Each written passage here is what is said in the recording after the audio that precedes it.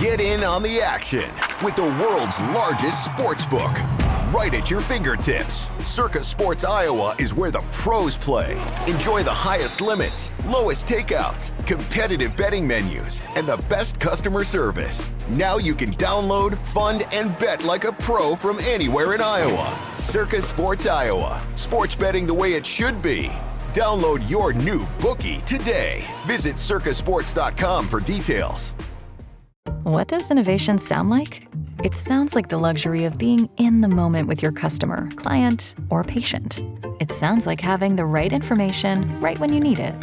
It sounds like being at your best for your customers and your business. Thanks to Hyland's intelligent content solutions that improve digital processes, innovators everywhere are able to do their thing better, whatever that thing is.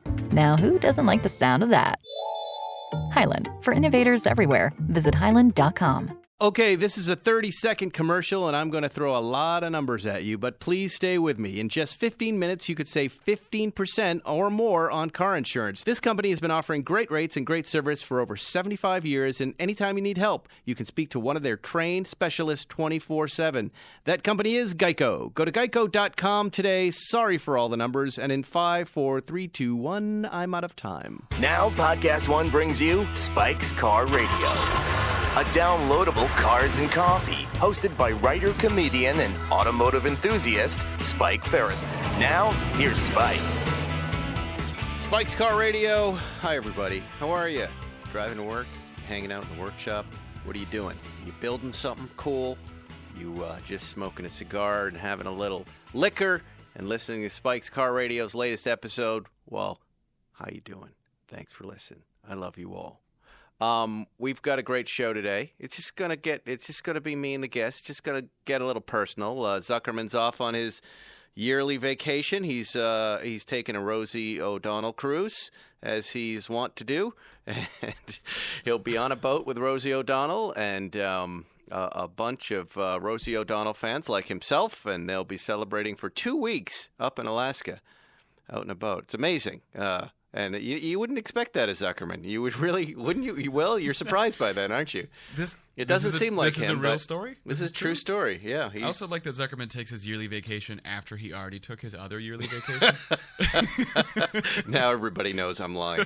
No, Zuckerman is too lazy to come across town right now and get in front of the microphone, which is fine with me. I would prefer the other story. Well, yeah, I want him on that Rosie O'Donnell cruise, because then it means he could come back and tell us what it's like. I would go, by the way, I'd go on a Rosie O'Donnell cruise. That would be fine with me right now. I need a vacation, and I like Rosie O'Donnell, so I don't want to come off like I'm making fun of Rosie. I'm a fan. Anyway, hello, everybody. We got a great show for you today. We have comedian Bert Kreischer, who's here to talk about his new Netflix special. It's going to be coming in a minute. Well, I've been blown away by this story, and I wanted to break it down with Zuckerman, but I'll tell you about it. Okay. There was this road. You know how we're obsessed with road rage on this show. This is where it really goes wrong. This happened, I think, yesterday or over the weekend. 2 people are now dead following a road rage incident on the I-5. Oh, close. What's that? Close to us here on the phone? Up in Sacramento. Okay. But listen to this, okay? Obviously. Two males, right? Okay. Middle-aged white guys, probably, but middle-aged guys, let's just say, get in an accident 3:44 a.m. on the highway, right? They just kind of hit each other on the interstate, maybe a little side swipe, but don't crash. Okay. They give the old point to each other. Let's go talk about this at the exit. They both get off and decide to have a fight off the highway. Pull off the highway. They fight each other. One guy gets clocked. They're not sure what happens. He dies. So either...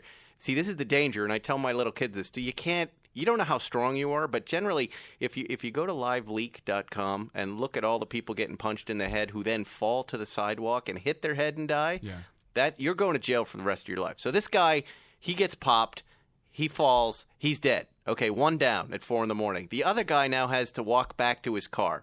So I'm guessing, I guess that car was stuck on the freeway. He's walking at 4 a.m. on a dark freeway. He gets hit, he's now dead. Can you imagine? This is how Darwin Awards stuff. How your life ends. This is how your life ends in the road rage incident at 4 a.m. in Sacramento. At 4 a.m. It's it's just a matter of time before this is Zuckerman. That's my was opinion. it worth it for the guy, you think, in the 30 seconds that he had to live after he killed another man? Do you think he felt good about himself? No. I think if he's a halfway decent person, Yeah. maybe an hour or two later he would have gone, what did I just do? What did I do? Yeah, because I always kind of wake up in those situations like, what? How did I get out of the car? Right? And I'm not like that anymore. I don't Right. get out of the car. But when it's happened before, I feel terrible about it. And I'm always like, what am I doing? Get back in the car. This is nonsense. Yeah. But, I think this show, Spike's Car Radio, has to figure this out. We have to come up with some sort of... Stop the road rage. There's some technology that can fix this, right? In a little simple thing that goes on where I live in the west side of LA is most of us assume we might be seeing our neighbor, and that Right. shuts down about 80% of road rage. Not all of it. Yeah. Not all of it. I have flipped off my wife's friends before by mistake, and they've called me on it. But you cross over the 405 into Hollywood, which I call the politeness boundary, Right. and it's chaos. But It over is. on this side, when you kind of think I might know somebody, you use restraint, or you say whatever you're going to say in your car with a smile, and no one's for the better. Right. So I'm thinking there's some sort of technology that can tell us who's in these cars. There's got to be some app that runs in the background, and if you say something really terrible, it posts somewhere, and then you get publicly shamed. Maybe. That seems a little aggressive, but that's the first thing that comes We to can mind. already be publicly shamed on the Nextdoor app. It's true. You get on the Nextdoor app. Who's that guy? It's happened to people in our neighborhood. And by the way, the guy who's doing it, he doesn't care. He's laughing. Sometimes he participates and he goes, "Yeah, ha ha." He's that guy, right? In your neighborhood, a guy goes on the app and then mocks the people who are Yes, upset with him? yes, because usually it's old ladies going, this guy in a black Mercedes is running a stop sign, right? And then black Mercedes guy goes, "Ha ha ha! Try and stop me, old ladies." Trolling the And- Nextdoor app. And it's entertaining, and I always like those posts. I think they're really funny. But Right. I think it's more about identity. Like, we feel anonymous in our cars, therefore we feel like we can troll people like an anonymous profile account on the Twitter. Say whatever you want. Right. Nobody knows who you are. So I think there needs to be some exposure there. Anyway. I agree. I feel like I should have the Robin Quivers music on for that statement. And Zuckerman would have been additive to that conversation had he been here. You got to find that multi-million-dollar investor who wants to build this app. I don't have time for that crap. Anyway, let's bring Bert in here, All right. and let's start having a conversation about comedy. Bert, are you there? There he is. He's out there checking his phone. He's got his L.A. Dodgers cap on. I've never met Bert. I've been watching a lot of his comedy in the last 24 hours, and I've noticed a lot of it is him without his shirt on. Here he comes. Hi, Bert. What's up? Come in, man. Sit down. Right here? Right there. You don't have to wear headphones if you don't like. No. You can if you do like. We texted one time on Twitter one time. You and I did. Yeah. I'll take them off. What for was an it hour. about? I was looking to buy a car. Oh, no way. Yeah, I get really overwhelmed by the car buying process. Okay, everybody does. And I responded. Yeah, you responded to me. You're like, "Hey man, let me know if you need any help." Oh, that's nice. You're really Nice cool. of me. And I've known who you are forever. I've known who you are for like. I mean, I remember watching your late night talk show. Oh, thank you. You're an interesting person in this business because you're like me. It's like you've earned a living. Right. You're not like super famous. Right? But like you get recognized, but by people who like if someone recognizes you, you'll spend the time and go, "Hey man, thanks a lot. Yes. I really appreciate you yes, paying my bills." because it doesn't happen a lot. It's fine with me. And then everyone hit me up when Segura was on because he was talking about that Lamborghini. That's right. Yeah. Now, I've heard the same from you. People are like, you got to have Bert Kreischer on. You've got to go on Bert Kreischer's podcast. I would love to have you on my gotta- podcast. I could spend this whole podcast interviewing you because I'm fascinated by you. Well, we'll do that. I would love to do do an that. act. I'm going to interview you, and if I've run out of questions, Then I'll just interview you. This is going to, we don't spend a lot of time doing these podcasts. We do about 50 minutes to an hour. So I'm a 3-hour guy. Yeah. Like on my podcast, we usually do 2. Now, why do you do 3 hours? Because I'll tell you why, and I've had this conversation with a lot of people. I'm a legit podcast fan. So like I came into podcasting discovering the art form when Ricky Gervais first did it. Right. Like this is back. This has got to be 12 years ago, I'm guessing. only because I feel like I only had one kid at the time. Mm-hmm. And I remember hearing that and losing my mind at the freedom of it. Losing my mind at the eccentricities. The fact when someone would get off and go over here and go, hang on, I'm coming. And then you'd hear him come back to the mic. You go, ooh, in your that theater of the mind of where did they go? Yeah. What are they drinking? Yes. Like, I loved it. And then when Marin and Rogan, and then I think right after that Corolla, I think Corolla was around that same time. Yeah. When they started doing it, it was. I remember getting on a plane and Marin had Janine Garofalo on, and I was like, I don't think I've ever been as excited for anything. Yeah, like I was like a new Game of Thrones. Yeah. And so when I started listening, Rogan was like my go-to. It was my favorite one. I loved the conversation, and they were 3 hours, and I would listen to them laying in bed. And I'd be on the road, and I'd fall in and out of sleep with them, and I'd wake up, and it would still be going. And I was like, yeah. Wow. And like your podcast is fantastic. I love a good hour interview, but man, if I clicked in and I was like, Bert and Spike did 3 hours, as a fan, I go, what did they talk about? Everything. Yeah, like if you did one with Jerry Seinfeld, you could easily do 3 hours, correct? He's on all the time. We can do that. Well, I guess you could do. You could do. He's got that comedic sense of timing and lack of understanding of what a podcast is. So he'll start to get a little edgy right around the 35-minute mark and go, "Haven't we been talking enough?" But you two things pop into my head. One is that we have a similar entry point for the podcast, which is Mark Maron. Mine was Mark Maron interviewing Louis C.K., and I was driving back from Monterey in my 58 Speedster. It was 110 degrees, and there were fires, right? And I have no AC in that thing. So I've got Beats wireless headphones on, and I'm just trying to stay alive, right? I'm trying not to pass out from the heat. So I put on a podcast. What is this? I love Howard Stern, but I don't know what a podcast. Yeah. I don't know how to use the podcast. And I start running through Marin. And when I get to the Louis C.K. interview, there's that moment you're talking about, which is, hey, Louis, go sit down. Wait, I think UPS is at the door. Hold on. And then I hear him hello? And I hear him opening doors. And Louis' like, hey, I've got the podcast to myself.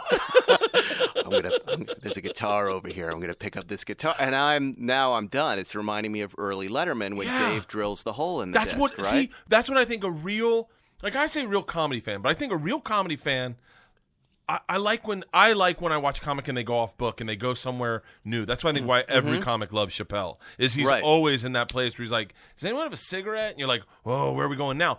But I think in podcasting, that's what I love. I mean, this is, by the way, this is to legit Rogan fans right now.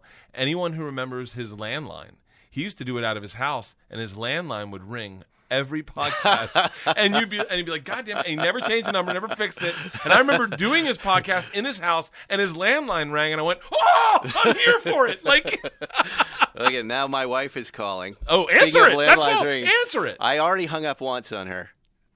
I don't know what she's going to say. You want to see what she's going to say? You're on the air, Erica Ferriston. Oh, I don't want to be on the air. Well, I declined the call and you called back. Is everything all right? Oh, sorry. Yeah, no, I'm just confused on my Instagram story. Oh, okay. Well, I can help her. I'm an Instagram expert. What do you need, Erica? My name is Bert Kreischer. This is Bert. So, like, with the photo of Cynthia Nixon, do I write anything on there? Okay, she's skipping ahead to a lot of different things. Who's Cynthia Nixon? Cynthia Nixon is running for governor in the state of New York. Erica co-hosted a fundraiser for her yesterday. I took some pictures for her to post on her Instagram story. Yes. And now she's calling and asking, how do I do that in the middle of our podcast? It's very simple. What you do is you post that picture, and then all the things you want to say. There's 4 pictures, right? Each one should have text, and each one should have a link to donate to her campaign. Yes. You understand? Okay. I told you that yesterday. I know, but I don't really know how to tag her on this. And You type at, the at, and then her name, and it will pop up. You have to follow her first. I am following her, and then click your story, and that's what posts. You got it. You got it. And then you do them in the order you want people to see them. And then do I do them like in this one thing? Everybody listening has been in this situation, right? We've all been in this situation with our wives. You just throw them up there, and if you don't do it right, you can delete it and do it again. You're in the clear. Just if that little date thing pops up, I think you're in the 24-hour window. Just drag that down to the little trash can. Okay. Ooh. And remember, And this is what I thought she was calling about. She's taking the Range Rover with the boys on a bike rack to take them camping. And I've required you, and I just had you on the phone telling you what, Erica? Don't mess up your wheels. Yeah, don't mess up my wheels. You can take my truck, but don't mess up my wheels, lady. As if I mess up wheels on purpose. Clearly, I'm just doing my best. Oh, hold on. I'm getting another call. Goodbye. Anyway, that's my lovely wife, Erica. Yeah, my wife's like that. She is lost with Instagram. So yesterday, by the way, I tagged along to this little fundraiser for Cynthia Nixon, and Lawrence O'Donnell was there from MSNBC, who I had listened to on Mark Maron. Oh, really? And I walked up to him and I said, I loved you. And I think he was waiting for the MSNBC show, but I loved your interview with Mark Maron because it got personal. It got about his father who was abusive and his understanding of that abuse. And I really felt like I knew that guy because of this interview.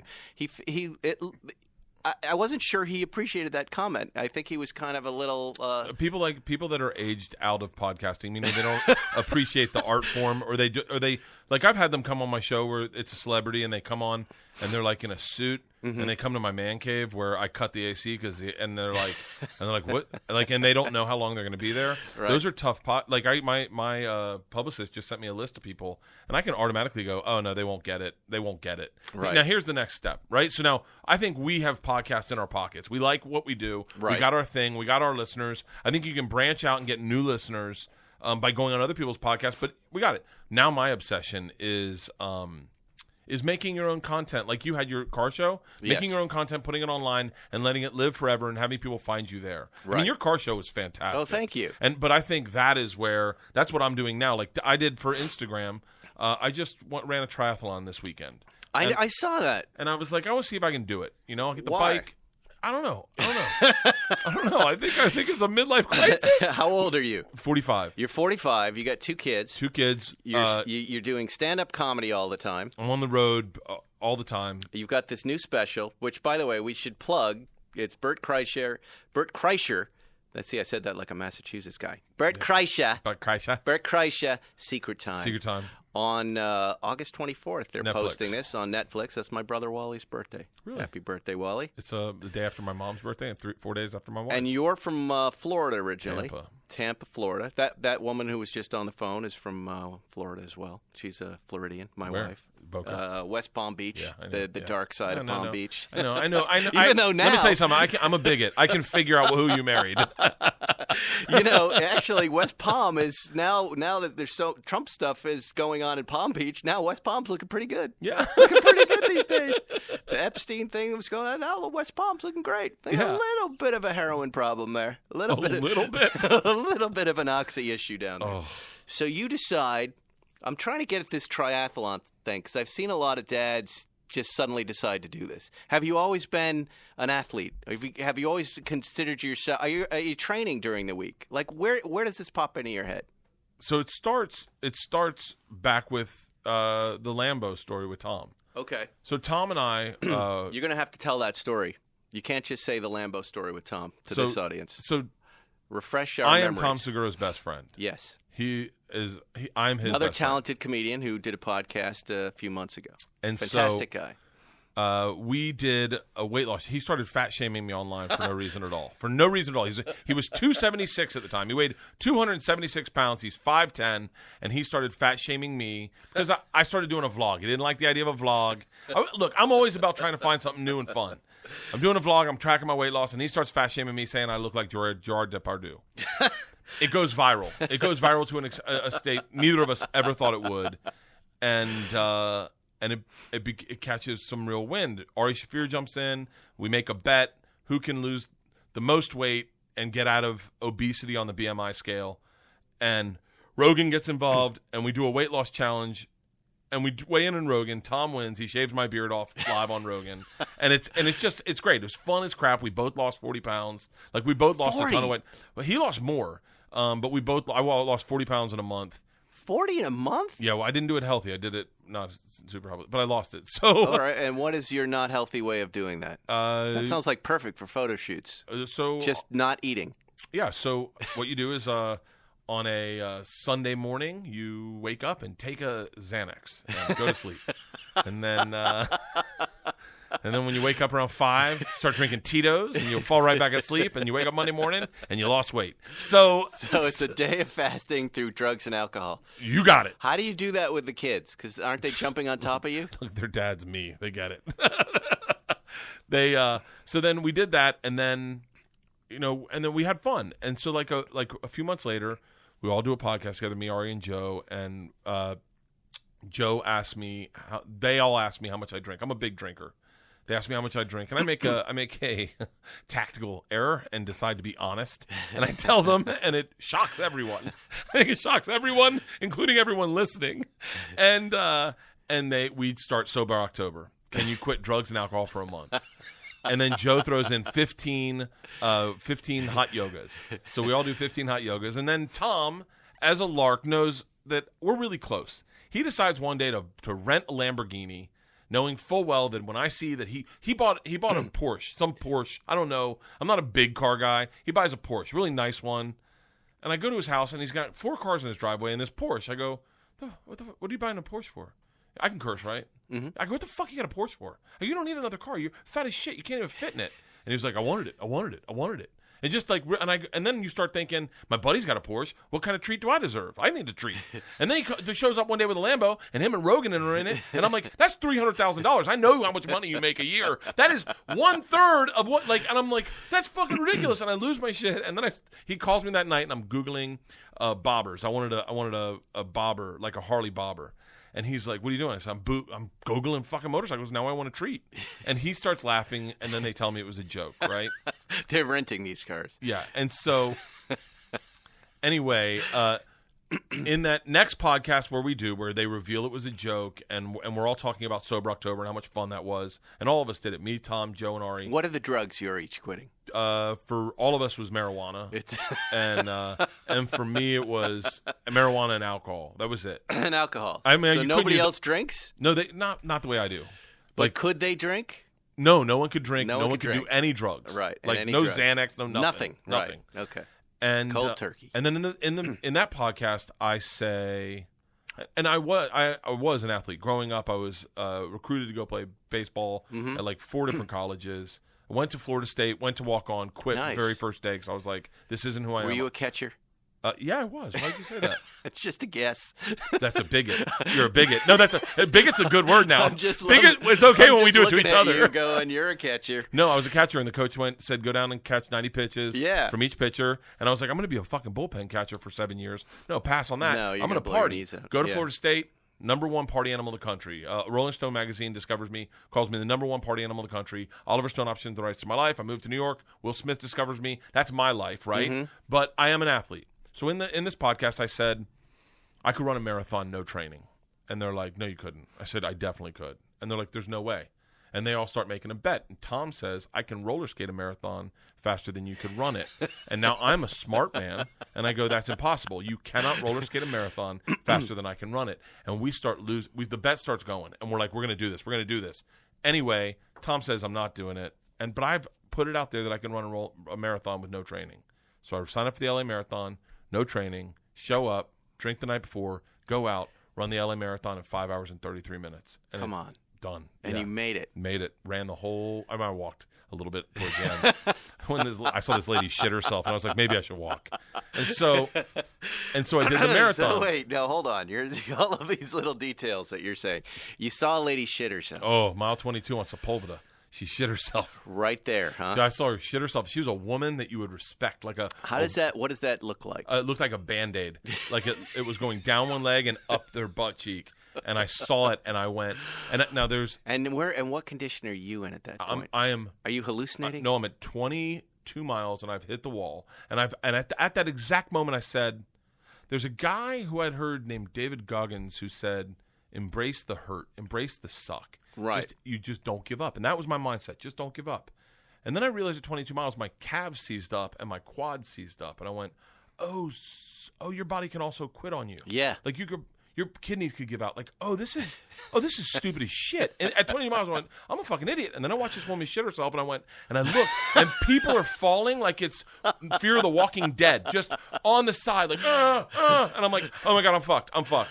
And what so was the temperature out there that day? It wasn't bad. It was beautiful, actually. Yeah. It was really beautiful. Now, my whole family, that lovely lady who was just on the phone and our kids, we lived right near San Vicente. So we would go out and cheer on the runners at probably mile 23. Yeah. Right in the middle of Brentwood. And San Vicente is actually a really nice part of the run. Yeah, that's a nice part, Getting right? off of Sepulveda onto San Vicente is where Yes. you hate yourself. And we're there cheering you on, but it's like The Walking Dead. It's like looking at casualties walking off the battlefield. Dude, there was and you're like, please go and make it. I'm impressed that your body didn't stop. What happened to your body as a result of this run? Did you lose your toenails? I lost 2 toenails. How quickly? Did you take off your sock and go, good God? One fell off in the run, and it was floating around my sock. That's horrifying. And I couldn't walk for a week afterwards. You couldn't get up. I couldn't walk. I couldn't Wow. I get out of bed and I would literally stack like a baby dough on ice. Just I couldn't walk for a week, and then for a month I couldn't exercise. I couldn't even exercise for a month. Yeah. Like there were muscles inside my sphincter that I didn't even know I'd hurt that were like, oh yeah, you used us. Like I used all my muscles, and my sphincter were like, he's using us. And so, but what happened is I really enjoyed part of the, like, let's see if I can do that. Like, I love that. Now, I was on Travel Channel for 7 years, so I did bucket life adventure things. I mean, I've done everything you could ever imagine doing. I've done it. I've done everything. World's tallest rope swing, skydived, base jumped. I've done everything there is to do, and you do it without any training. And so then Men's Health hit me up, and they were like, dude, we love that you do these contests. You make them accessible for, like, the everyman. Is that you went and ran a marathon. And then I would get things online. And by the way, put it on Instagram, on my stories. My numbers skyrocketed. Got like 10,000 followers that day. Really? So, yeah, because everyone's watching me run a marathon. I'm like, mile 6, son of a bitch. I'm done, Oh, that's great. Yeah, it was fun. It was fun. By the way, it was fun. It is a really good feeling to finish a marathon. And then I was like, fuck it, I'll run a triathlon.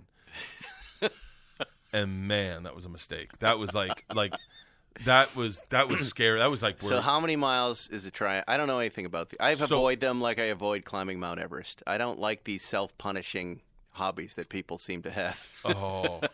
But so the triathlon is running 11 miles or 10 miles? Or? No, so they have different categories. You're going to do what? So they've got the Ironman. Right. They've got the mini Ironman. Yep. And then they've got sprint triathlons. Okay. That's what Malibu is coming up in a couple weeks. Right. It's a sprint triathlon. Now, I thought sprint. I don't know why I thought sprint meant short. I thought sprint meant short marathon. Yeah, like a little sprint. Yeah, but what it means is that everyone's sprinting. I was well unaware of that. For how long? For the whole thing. And how many miles is the whole thing? It's a quarter of a mile swim, which sounds doable. Yeah. Sounds super doable. That's one lap around a track.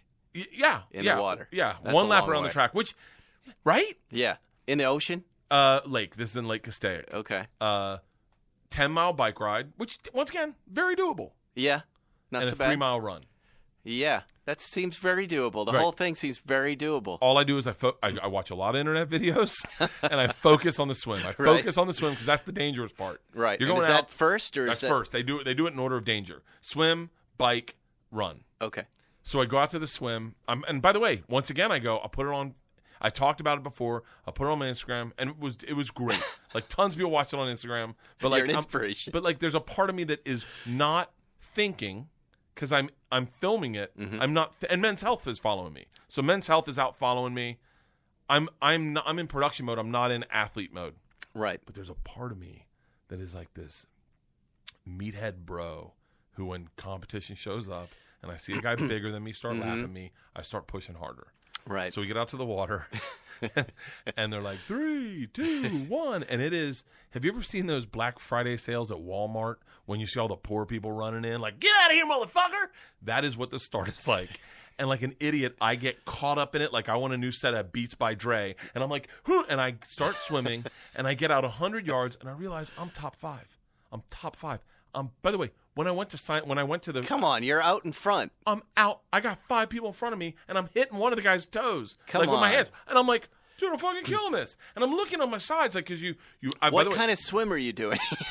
freestyle, but an abridged freestyle. It's an open water freestyle. So quicker rate of utterance. And as I'm breathing, I'm looking up to see where I'm going. And I am going right at the buoy, right? You got to swim out to the buoy and then around it and down. I'm going right at the fucking buoy. And I'm like, I'm looking at my right. I'm going, these guys are going wide. Are they even paying attention? Right. And I got 4 or 5 people in front of me. And so I hit the buoy.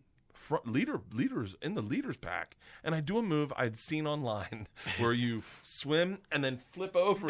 Like, I've just seen it online. I've never done it. I've never swam to a buoy in my life. I swim and flip over, and as I do this, Asian guy climbs on my stomach, pushes off of me and leaps over me and shoves me underwater, and I suck in water. I'm like, now mind you, I'm in like 40 feet of water. It is deep as shit. I'm in the middle of a fucking lake, and I'm like, and I pop up, and another dude climbs on top of me. What I don't realize is I am sprinting with the sprinters, and all these guys on the side are at my level of talent. They're like, Right. I just want to get through it. I'm going to do a comfortable swim. I'm up and I'm gassed. I've swum as hard as I can. I don't even realize that I'm only 100. You've used up all your energy. I'm 100 yards into the race and I'm already out. Oh, and I no. literally laid on my back and paddled in on my back for the rest of the fucking swim. I couldn't do it. And then the bike, same shit happened with the bike. I get on the bike. So wait, did you come in last? Did you beat anybody in the swim part? I beat half of the race on the swim part. Really? Yeah. Wow. I did really good on the swim part. And then I go, considering, because I was way out in head. So I get on the bike, and then once again, I get on the bike, and I start passing motherfuckers. Like, why is anyone, like, are they not? They're pacing themselves. They're pacing themselves for the uphill that I Yes. don't know is coming. And then I'm on the uphill, and people are just right past me. And then once again, we get to the top of the uphill, and I'm like, it starts going downhill, and I was like, why are these people going so slow? I'm going 35 miles per hour, and there are these cops going, turn left, and it's a hairpin turn. I'm like, ah! Dude, the entire race was that way. But it was fun as shit. I had a blast doing it. And how did you do overall? I finished 70th. Out of? 79.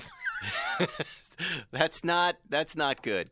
Well, if I had entered as a Clydesdale, which is what they call fat guys, if I had entered as a Clydesdale, I would have done top 3. I'm impressed that you finished.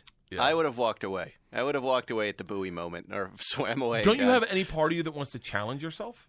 No, not with stuff like that. I like to work out in the gym. I don't even run outside anymore. Yeah. I don't like to be inconvenienced by having to go to the bathroom or any itches or. Have you ever done hand like a washing. Spartan race or something?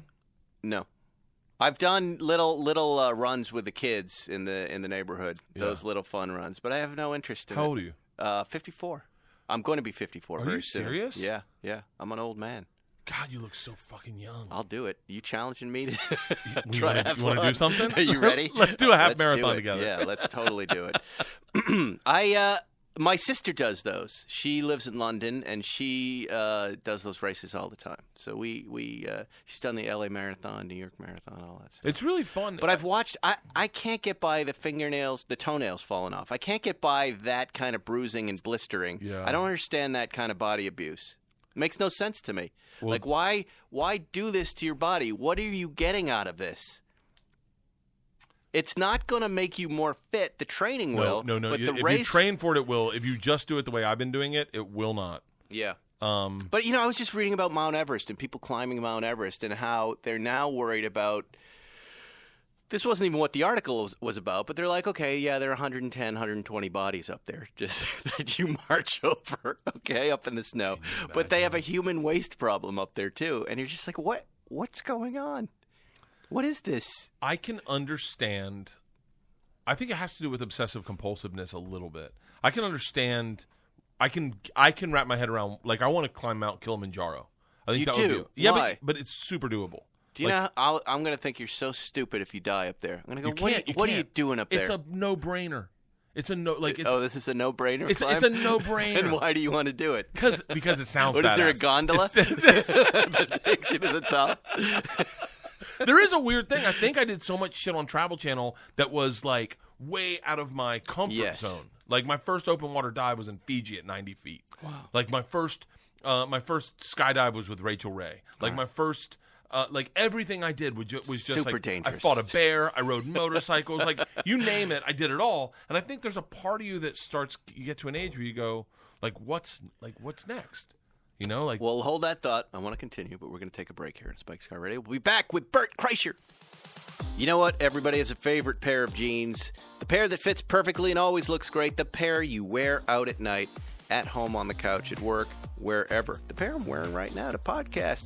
They're the go-to. Do not underestimate their importance. Pair of pants. No one knows this better than Wrangler, the authority on jeans, using their expertise in comfort and durability and applying it to a new line of modern fits and styles. Wrangler jeans are made for the modern-day adventurers, the go-getters, folks who like to keep moving. Whether you ride a bike, a bronc, or a skateboard, or you're the type who walks the earth in search of something, these are the jeans for you. Classic or modern styles, a range of fits at a price that works for you, vintage re-releases. Wrangler has something for everyone, and don't forget the iconic patch and our stitched W American icons for over 70 years. Visit Wrangler.com and check out their great selection of jeans, shirts, pants, outerwear for men and women. I wear these pants. I love them. Wrangler, denim made for the modern world. Also, ladies and gentlemen, while we're talking, this isn't really an ad, but if you're going to be up in Monterey for the Pebble Beach Concours, I'm hosting a Pebble Beach Concours Classic. Boy, there's a lot of words in that, forum, a special episode of Spike's Car Radio. We're taping it live up there on Saturday, August 25th at 1:30 with big-time TV star and former NFL player Michael Strahan. And I know what you're thinking. You're going, boy, I didn't know Michael Strahan was a collector. Well, guess what? He is. He's got a ton of cars. And here's the good news, Will. I've got 5 pair of tickets. 5 pair of tickets. I'm not going to give you these tickets if you're not going to be up in Monterey August 24th and 25th. But if you are there, message me on Instagram at Spike Ferriston, and the first 5 people asking for a pair of tickets to see me and Michael Strahan break it down for an hour, you'll go for free.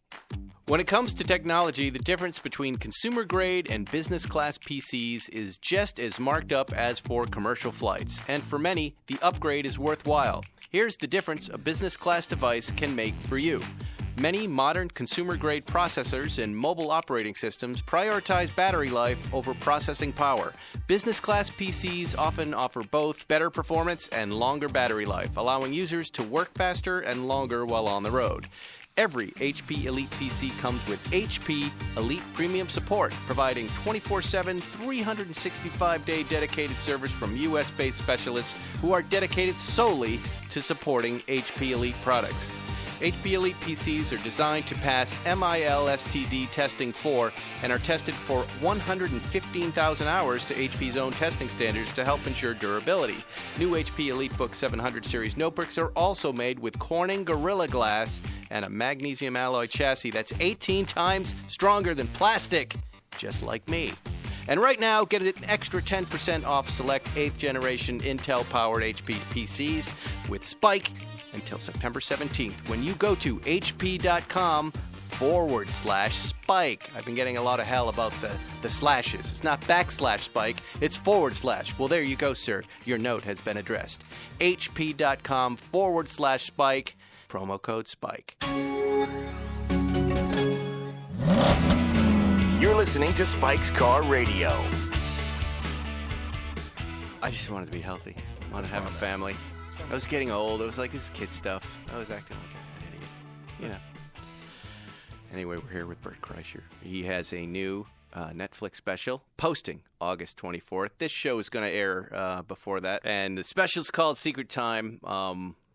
I wasn't able to open it. I had all the passwords I tried last night, and it rejected me over and over again. I can tell it's going to be really funny because you're really funny. I'm struck by the way, and I know we were talking about something else before the break, but I did watch a lot of clips of yours, and half of them you don't have your shirt on when you're on stage. Yeah. And I really admire that you know that that's funny, right? I don't know that that you're just going to walk out there and just be funny. Right? And I see this with a lot of funny, smart comedians who are not trying to look cool in any way. They're trying to look funny. They understand that the more they open themselves up personally, the more they're completely honest with their audience about who they are and their instincts, the more the audience likes them, the more they laugh. And now you've taken it to this. Why was I watching you without your shirt on? What was that? And is this in this new special? Do you have your shirt on? Oh, of course I don't have my shirt on. No, you perform all the that time. Was part of the contract. You perform all the time without your shirt. It was probably I couldn't even tell you how long ago it started. It was probably 10 years ago. Taking your shirt off. It was like back when stand-up wasn't what it is today. Right. It was what you did for a living. Yes. It's like before anyone named their tour. You just went on the road. Right. And I was in Columbus, and I took my shirt off. I used to take my shirt off to, like, cheer me up, because I'd take my shirt off and they'd cheer, and then I'd put it back on and just do stand-up. And then one day I took it off and I kept it off, and this comic that I respected was like, dude, I couldn't do a joke with my shirt off. And you just did an hour with your shirt off. Yeah, I know. I was like, oh, yeah. But I grew up in Florida, so it doesn't even register to me. Like, there's a part of every Florida kid that, like, things that Florida was so fucked up that you just go, yeah, but why wouldn't I do that? Exactly. Yes. And then I did like, that's how I toured. It was fun for me. It made it fun, and I liked it, and it made me more comfortable. I didn't have to think about what I was going to wear on stage. I just literally would, like, wear whatever shirt I found, because I knew I was taking it off. And when you do the late night shows? So I did Conan, and he goes... and they were like, "Are you gonna wear a shirt?" I was like, by the way, this is where my vanity comes in. I look really bad sitting shirtless. Yeah. Well, everybody does. I was like, yeah, and they're like, "Oh, okay." And then he was like, "Why do you take your shirt off?" My shirt's on. It was like a weird question, and then I was like, I don't know. I don't have an answer. But like, I just did it as a lark. And then when I went to do my Showtime special, they were like, we get there to shoot, and they're like, "You're gonna wear a shirt, right?" And I was like, "No." And they're like, "What do you mean? You should definitely wear a shirt. Like, people might turn it off because you're not wearing a shirt." And I went, yeah, but I haven't performed with a shirt in like 10 years. I'm not going to start for my special. And they're like, do one with a shirt and one with off. And I was like, no. That's a trick, yeah. And then I was like, no, because you'll use the one. I go, I'm doing it without my shirt. And if you can't air it, you can't air it. I'm sorry. And so I did it. And then that machine clip goes viral, like beyond viral for anything I've experienced. Right. Now, this is the story of you and your Russia class and the Russian mob. I got involved with the Russian mob when I was 22. Yes. I watched this whole thing last night. Yeah, we robbed a train. Is that a real story? So I love that question. So the reason it went viral. Yes. Right? So I had told that on Rogan. I yes. told that it's a great story. Festival. It's a lot of fun. And you're right. It it doesn't matter if it's real or not. Doesn't matter in my head. Nope. But I mean, for me as a fan, wouldn't matter. Right. If I tell it everywhere, I don't think anyone's going to see it. I post it on Facebook. By the way, I think I can tell the elements that are real and aren't. I bet you can. But here's the interesting part. Here's the interesting part about that is that you tell it so much that you start going, is it real? Like, It is I don't real. even know. Like, I don't. Like, part of me would lay in bed and go, did I make that up? Like, because I'm telling it in rote. I'm not telling it like I lived it. I'm telling it in rote in the way that I know works. Yes. So I tell it on the special. I put it on Facebook.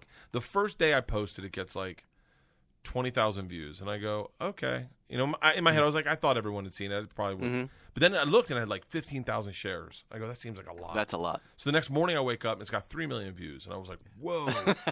And then I look, and it's got like 120,000 shares, and I'm like, oh my god. Huge. Now I'm doing the math. I'm like, that's gonna be big. That night, 7 million, then 18 million, then 20 million, then 30 million, then 39 million, then. And I looked, like within the first few days, I looked to try to figure out what the algorithm was. And I couldn't figure out, like, when I posted it, why I posted. And then I look on the comments. And so, like, on the third, maybe fifth comment down is a woman. I won't say her name, but you can find it if you look at it. And she lives in Minnesota. I know that now.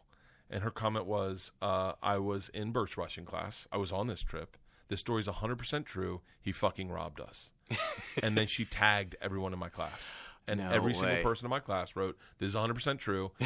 This is a picture of Bert and the mobsters. This is a picture of Bert drinking with the mobsters. When he says this is this person. And that is why it went viral, because that was in the first set of comments. So people saw that and then were like, oh my God, this is true. And then forwarded it to their friends. This is a true story. Yeah. So, and then what happens when you have a story go viral is as content providers will grab it and post it in the way that they know people will take that information in. So everyone, and this is where it's gone really viral, is these content providers will grab it and then put lettering above this is 100% true story, like above it and below it. And so, yeah, it's a true story. Now, there are aspects where, as a storyteller, you pull back information or you promote information as it's bigger. You could probably pick those out. Yes. Yeah, like the machine, the knowledge of people knowing you as the machine in the story.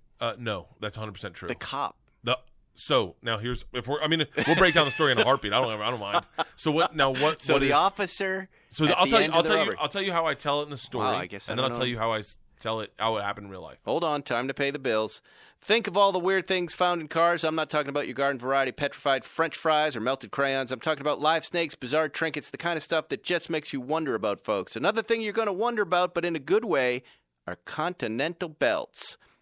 Bet you didn't know they're OE in tens of millions of Chryslers and Dodge, Ford, and GM vehicles that roll off the assembly line. They're also OE on the majority of BMWs and VWs. Now, Continental is launching the aftermarket multi-V belt with the OE pedigree. It's their OE technology series. Belts that are phonetically engineered for perfect fit, form, and function. And Continental has OE technology series multi-V belts for 98% of the vehicles on the road in the U.S. and Canada. Hey, you get enough surprises working on cars and trucks. A belt should not be one of them. Go to Continental OE Technology Series Multi-V Belt, the belt with the OE pedigree. To get the full story, visit oetechnologyseries.com. All right, sorry, go ahead. So in real life, it was me and another guy. Right. There were two guys. It was so all these stories I tell. The story where I go, it's me and these two guys. There was one more guy, and he was bigger than I am. His name was John. I never wanted to call him out in the story because he's probably a grown-up and doesn't want people to know he robbed a train. But so there's one more guy. His name's John Bolshoi. Big John is what they call him in Russian. So when we pull into Moscow, and if you haven't heard the story, I apologize that I'm spoilering it for They're you. going to know. What you do is you go, you watch the clip, and then you come back to us and then hear this part of it. But it's worth it. You're going to love this story if you haven't heard of it. You know, because this is mostly Porsche fans, I think. I don't Really? think they really are going to. They're I going to don't know have a this. problem. I think this is going to be new to them. And I'll I tell think you what they're I'll do. gonna How about this? absolutely How love much time it. do we have? Do we have like 10 minutes? We're good. I'll tell you what. We're I'll good. tell you the story right now for you listening, and then you stop me, and when you feel like, wait, I have a question about that. Okay. And then I'll expound. Sure. That'll be fun. Yeah, let's do okay. it. When I was 22, I got involved with the Russian mafia. Here's how it happened. That's a lie. Right? Is that the first lie? No, Okay, go ahead. now. That is definitely a stretch of what. Like, I didn't get initiated in. I don't have the Out tattoos. of all that I bought right away. I was like, that seems easy in this day and age. They're in Hollywood. They're in New York. They're all over the place. But this is before anyone knew about the mob. So I took a Russian class at Florida State. I knew about them. Ever since I moved out to L.A. for 20 years, you go, hey, be This careful. is Russian mob. 1995. Right. Okay? Yes, that's when I moved here. I was in college. I'm in Wow. Tallahassee. All right. I didn't even know any Asian people. And so that's true, by the way. There were no Asian people in Florida. And if you Google that, you can find out that Asian people didn't start making it to Florida until the late 90s. So That's not true. that's all kind of true. So Tallahassee, at least. So I signed up for Russian class. Teacher says, I need 14 kids for the class. If you're in the class, I'll just give you a C. So I'm like, fuck it. So I take Russian 1, 2, 3, and 4. Never learned a word. Russian 4, she pulls me aside and says, we're taking a trip to Russia. If you go, you'll get a minor. True. 100% true. I said, Was she cute, this teacher? she's hot. Yeah. You can find her online. Okay, there you go. I'll tell you her name after. I don't want to blow up her spot, but she's tagged on that story. So, she lives in Hong Kong now. I think that's in China. So we go to Russia in 1995. We get there, and they say the Russian mob runs everything. Now, this is the first I never heard of a Russian mafia, let alone that this was going on. They're like, we've paid them off. For our money, they give us 2 young gangsters. Word for that in Russian is banditi. They're going to live with you. They're going to walk you to class, walk you back from class, take you on field trips, walk you back. Don't speak to them. Okay, this is my first question now. So this is your school that arranged this? Florida State. And they're arranging the banditis, They're too? arranging the banditti. The person. So this is just the way that country works. It's At just the time- mob government and then lower mob levels running the cities. At the time, it was post Gorby? perestroika. Perestroika. Was I think what was the period after the government fell, and it was like they were trying to figure out what was going on. Now, in that time, they'd never really run a government like this, but the mafia had always been around. The black market had always been around. So they just took what they were already doing and pumped it up to the next level. The cops were impotent, like literally impotent, and the mob was everywhere. You would see them in the streets. They'd walk around with like bright red, yellow fluorescent jackets and slacks, and you knew they were in the mob. Really expensive cars. There was an island right off St. Petersburg that was all mob houses, and we'd walk over there with our 2 gangsters. We had 2 gangsters, Igor and Sasha.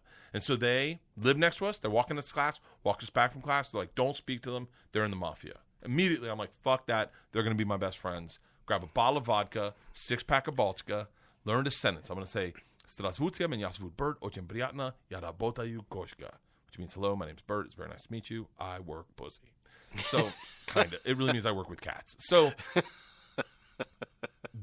Igor's room was right next door to mine, directly next door to mine, and across the hall from my teacher's, the hot one. Mm-hmm. So I knock on his door, first night, knock on his door, they're having a party, I can hear it. Opens the door, and everything I had planned on saying flooded out of my head, and all I said to him, looking him in the eyes, was, I am the machine. What I was trying to say... You said that in Russian. Yamashinu. Yamashinu. Which, by the way, I'm screwing up now. I was trying to say I'm the man. Like, I'm the man. I'm the man. Which is Yamashina. But I said Yamashinu, which means I'm a fucking car. And he starts laughing hysterically because, once again, they didn't have slang in communist Russia. Mm-hmm. So when a man walked in and said, I'm a car, you're like, I guess he's a car. He's the machine. Bring him in. And he tells the gangsters, hey, guys, this is the machine. And they're like, he's the machine. And I'm like, I'm the machine. And so they love me. I drink shot for shot with them all night long. And all I can say is, I'm the machine. And I fuck cats. So Igor, we have... You were trying to say I like pussy, but... I work pussy. Yadabotu but you said I work cats. And I'm like, meow, meow, meow. Okay. So those elements are true. Everything we're going is 100% true. This. There's no punching up in any of that. Right. I'll tell you where the punching up happens. Okay, good. Igor and I do everything. That summer, we have a blast. He's my best friend. We ran a pool hall scam. We stole a boat. True. Right. What was the pool hall scam? That was a question I had. Like, how did he? Does he speak English? He spoke pretty great English. Okay, so Much he was able to Russian communicate the con to you in English. The grift. Here's the con. So okay. We go into a pool hall, and it's set up. I think I forget the name of it, but it's where there's more balls and it's a much bigger table. Okay. And the bet Russian is pool. for $35 American dollars. Ultimately, whatever it was in rubles was $35. You got to play against the champ at the table. The champ worked at the place, right? And every ball you sank was worth $5. Okay.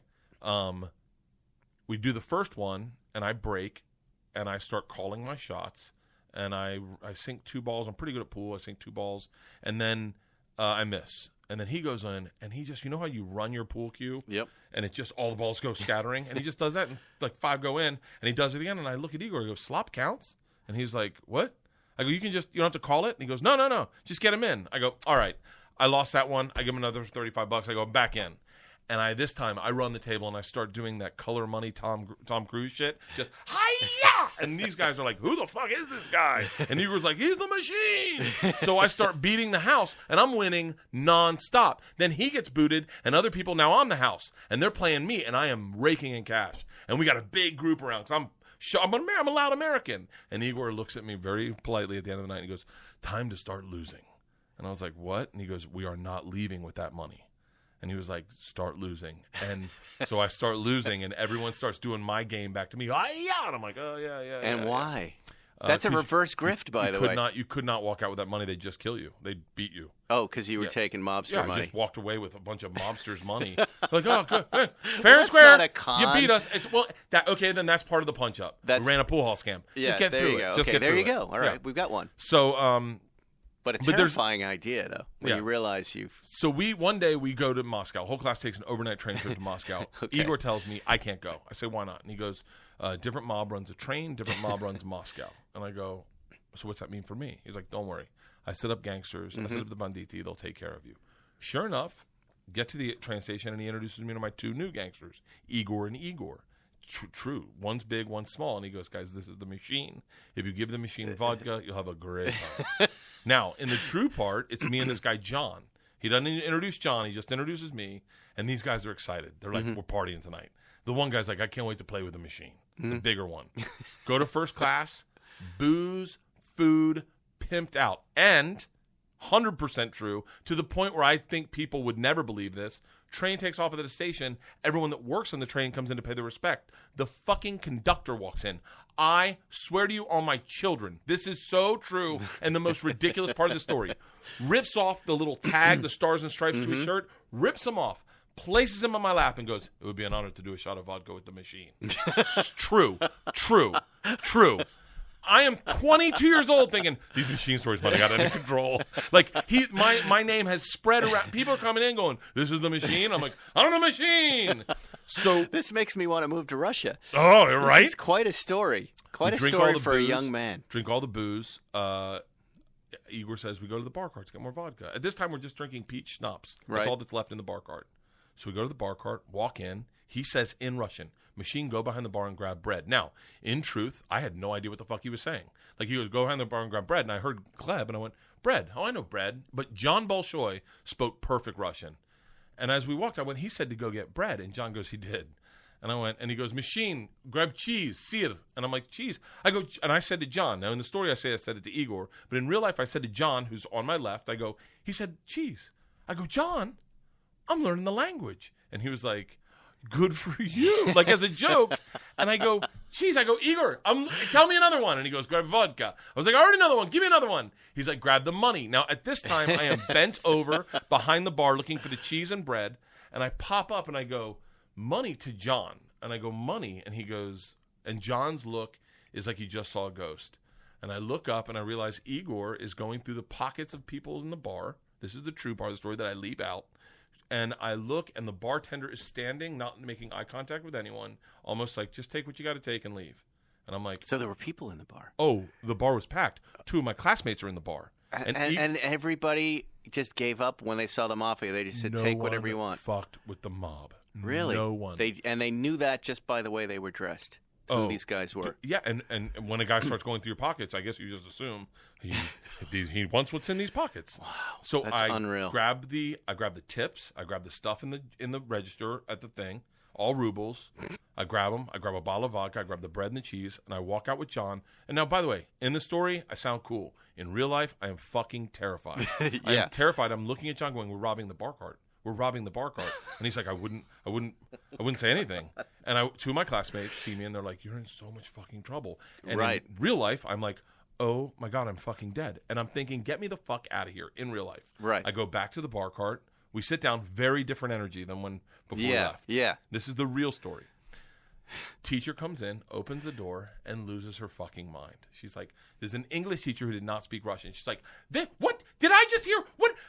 This is over. You're done right now." So somebody ratted you out to the teacher? The 2 kids in my class went right back to the teacher and Said goes, Bert just robbed. "Bert and John just robbed the bar cart.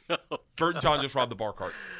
And so do you get credit for that? Or is it credit off? Does that affect your grade? I think you bump it up a notch. It's like a half credit. Except if you're an 89.9, they give you the extra point. Okay. She opens the door, loses her mind, and like, "This is fucking over." And Igor takes a sip of vodka, spits it in her eyes, Oh, my and God. says, "No one talks to the machine like that." Shuts the door in her face and goes, "Fuck that bitch. This is Russia." I remember that statement so real because I remember thinking, we're not in Kansas anymore. No. This is a different world. Yeah. Looks at me and says, "Don't worry, machine, when it gets dark, we have good time." Reaches his pocket, pulls out a ring of keys, and he goes, "We're robbing the whole fucking train." True. Drink. Sun goes down, which, by the way, you got to remember, this is the summer in Russia. Mm-hmm. Now, we are going to Moscow, but in St. Petersburg, it was the White Nights. Mm-hmm. So the sun goes down and it gets dark, and this is probably 4 in the morning, 3 in the morning now. Maybe a little earlier, I'm guessing. My memory's horrible, and we start robbing the train. We go. Do these guys have guns? Nope, no guns. No. So it's just sheer brutality. The threat of sheer brutality on you. Everyone's asleep. Right. What you do is they'd open the door a little bit. Little Igor would crawl in on the bottom and start pulling the bags out and throwing them into the center of the hallway. Wow. Nobody woke up. Nobody. Hold on. By the way, this is the true story. If you want the true story, I'll tell you the true story. We start going through the bags. Me and John are going through the bags. We're pulling out what we find to be valuable to them, but we know these are our classmates. Right. And we give him the bag. He'd slide him back under. Little Igor would crawl out. We do the next one. We did like probably 4 in my class, and a girl woke up. And little Igor came running out. Big Igor took a sip of vodka, spit it in her eyes, shut the door, and we leave. We go to the whole next What train does spitting vodka into someone's eyes do? Burns? Makes them not see a lot. Like, it was, like, trust me when I Is say. it like the Men in Black light or something? Yeah. It just erases your memory? Or I'll tell you dead honest. And I wrote about this in my book. I wrote a book called Life at the Party. I couldn't lie in a book. Right. You just can't lie. Right. And I'm not lying when I tell the story. I make it sound a little quicker, funner, lighter. Right. Yeah. When he did that, I remember thinking 2 things. I remember John and I both like, we can't leave these guys alone. Because if we leave them alone with our class, something really bad might happen. Mm-hmm. So we have to stay with them. And we're in a lot of fucking trouble. Like, a lot of fucking trouble. We robbed the whole train, come back and we drink hard as shit. It's not fun drinking, by the way. No. It's like forget. Drinking to forget. Dude, it's like we just hit a homeless guy on the ride home. What are we gonna do? And like, what did you take? What were the things of value? Cameras, mostly cameras, cash. We stole my pocket knife. Because we broke into my cabin where my bag was. My bag was with the class. So you robbed yourself. And I was like, I remember going like, wait, this is my shit, John. And he was like, just take the shit out. And we pulled my knife out. We pulled my camera out. Gave it to them. We're like, all right, let's go. Next one. And we drink hard. We drink really hard. At one point, I'm like, I want to pass out. And Big Igor says to me, oh, we have a trick for that. And he opens the window. The train must be going, and I'm now, once again, I don't know the truth, must be going 90 miles per hour. He grabs me by the thighs, sticks my torso out the window, and I'm just, it is cold as shit. And I'm like, oh, pulls me in, and he's like, you're up. I'm like, I'm awake. So we pull into Moscow, 6 a.m. Train stops, sun's up, door opens.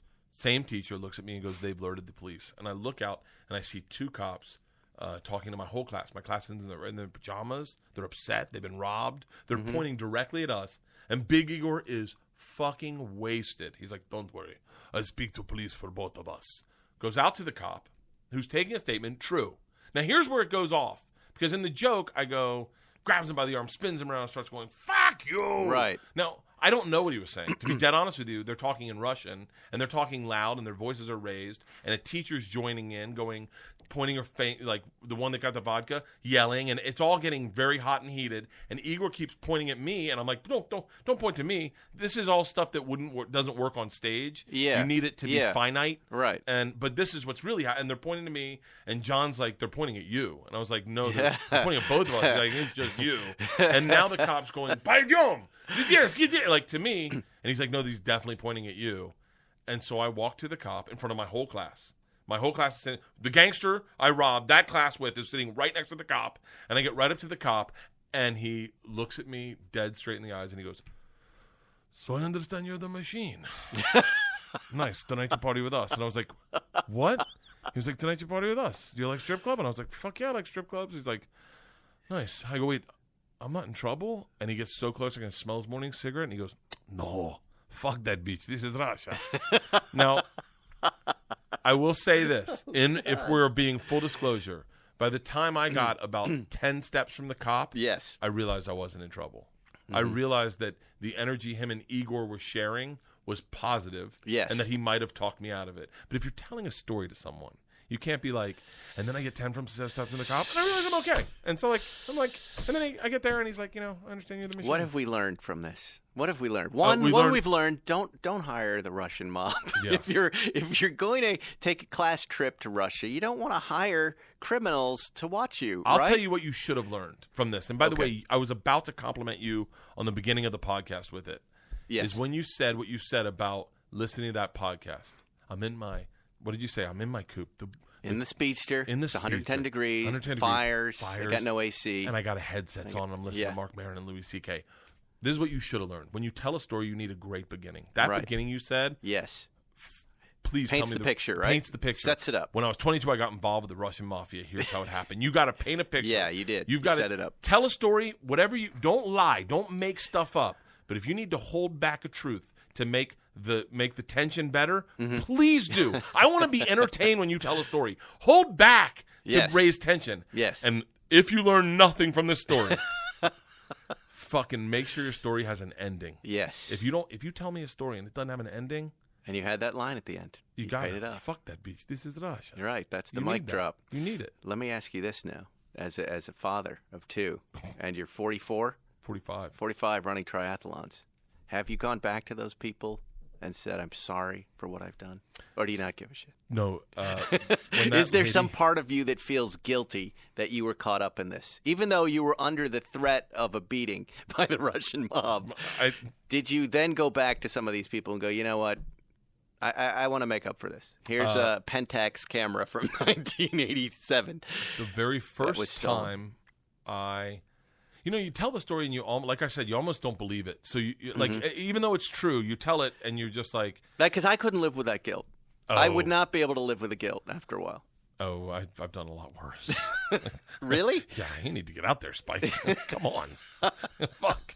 So you haven't called any of these folks up. Are they still angry about it? So the first time I was in Seattle, and I'm telling the story, and I have a documentary crew filming me for this documentary I did, and I see this guy in the front row, and he looks familiar, and he's like, as I'm telling the machine, I see him like really like sizing it up, like shaking his head, like, and halfway through the story, I go, "Oh my God, you're DJ," and he goes, "I am."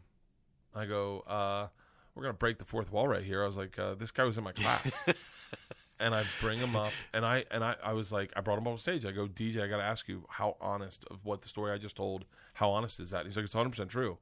And I said, "Are you mad at me?" Because there was a period where I thought I was gonna get in a lot of trouble. Yeah. But what our gangsters said was, really bad shit could have happened, and if you guys just lost some cameras, then that's the price of doing business with the Russian mafia. But like, they are gangsters. Like, you Right. could have, it could have gotten really bad. And then and I remember Igor saying to the whole class when we got back to St. Petersburg, "You should thank him. Nothing happened." And what's a really fascinating part of the story is in Moscow, I'm definitely in trouble. The teachers are irate at me. Yeah. And we're getting on the train to go home. And they go into my room with John Bolshoi, and they say, "We need you to party with them on the ride home." And I went, "What?"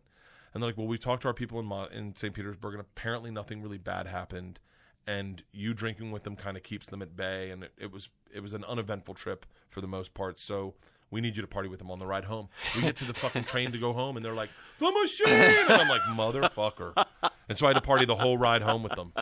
So really what you did is you kept the peace. You kept people from dying. Yeah. You kept the I'm a women good from being guy. attacked. You're a good guy. Hey, yeah. But if you're still thinking that, hey, wait, he still owes me a camera, now that you're famous, Bert, I got cameras to give out. he's got cameras to give out to you. So you send him a message on Instagram. He's going to make this right. Bert, this has been a lot of fun.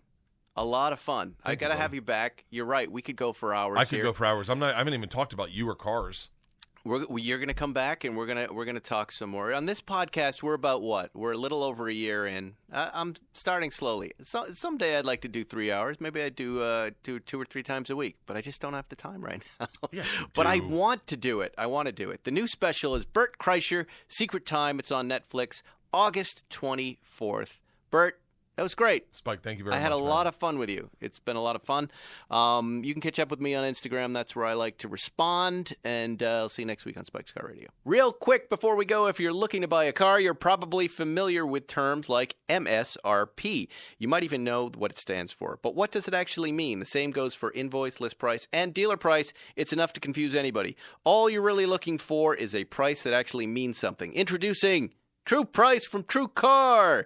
Now you can know exactly what you'll pay for the car you want, including fees and accessories, before you even get to the dealership. True Car dealers will show you the true price on cars like the one you want, all from the comfort of home. And how do you know if your true price is a great price? Because True Car shows you what other people paid for the same car you want. And your certified dealers know this, so they set their true price competitively so they can win your business. So when you're ready to buy a new or used car, visit TrueCar to enjoy a more confident car buying experience. Some features not available in all states. Thanks for listening to Spike's Car Radio. Download new episodes every Wednesday on the Podcast One app or subscribe now at Apple Podcasts or PodcastOne.com. On this season of Cold Case Files, we'll close the book on the Golden State Killer, a serial killer so prolific, investigators spent years thinking he was 3 different people. I think this offender is the most brazen in American history. We'll find cryptic clues on business cards, diaries, and tombstones. This defendant left his calling card at the scene of the crime. Cold Case Files returns Tuesday, August 14th, wherever you listen to podcasts. Ever tried reading while jogging, cooking, or even juggling flaming torches? Yeah, it doesn't end well. But with audiobooks.com, you can conquer books without the circus act. Dive into over 450,000 titles, including more than 10,000 free ones. Get hooked on a bestseller, find your next obsession, or finally read that classic you've been avoiding since high school. And here's the inside scoop. Sign up today for a free 30-day trial and snag your first 3 audiobooks on the house. Sign up for your free trial at audiobooks.com/podcastfree today. That's audiobooks.com/podcastfree.